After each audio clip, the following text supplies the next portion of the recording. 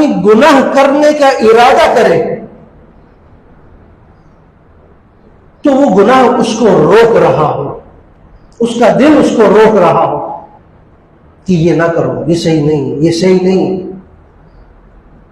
उसके दिल में खटक हो रही हो बार बार, जो तुम काम कर रहे हो ये सही नहीं हो।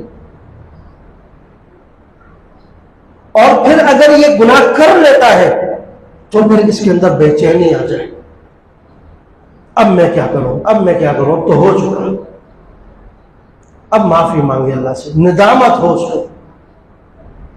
और जब अल्लाह से माफी मांगने के लिए आए तो उसके बाद इस इरादे के साथ तौबा करे कि दोबारा मैं ये गुनाह नहीं करूंगा।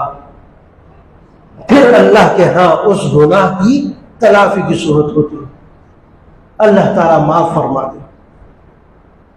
आज हमारे अंदर ये तीन चीजें नहीं होती। बाज़ दफा हम एक गुनाह करते हैं, वो गुनाह इतनी मर्तबा करते हैं कि फिर वो गुनाह लगता ही नहीं कि गुनाह है।